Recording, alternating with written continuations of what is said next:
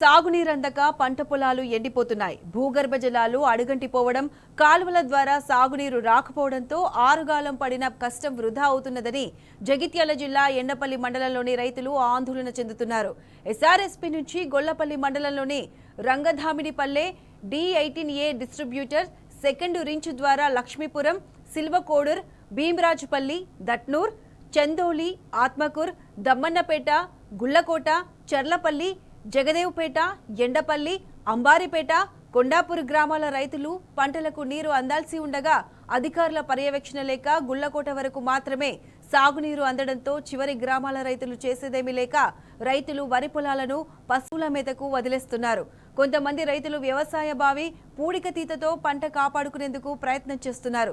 ప్రస్తుతం కెనాల్ ద్వారా నీరు పోవడంతో పాటు వ్యవసాయ బావులు పెరిగిన ఎండల తీవ్రకు భూగర్భ జలాలు అడుగంటిపోతున్నాయని రైతులు ఆవేదన చెందుతున్నారు.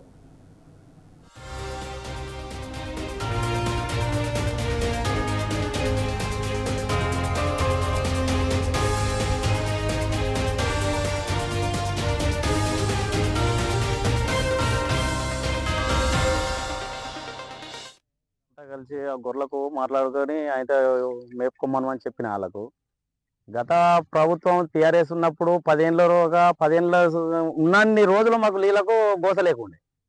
ఇక మార్పు అని ఇప్పుడు ఒకటి మార్పు చేద్దామని వస్తే ఆ మార్పు రావన్నా ఈ మార్పు వచ్చింది. మాకు ఏదో రాజకీయంలా అది ఏ మార్పు చేస్తారనేది మాకు ఏం అర్థమైతే లేదు. కానీ బాయిలలో నీళ్లు లేవు, మాకు కినాల నీళ్ళు అందుతలేవు, మాకు మొత్తం పంటలు ఎండిపోతున్నాయి. ఒక కావులు ఎకరాన 15,000తోటి మాట్లాడుకుంటే 2 ఎకరాల భూమి ఇది.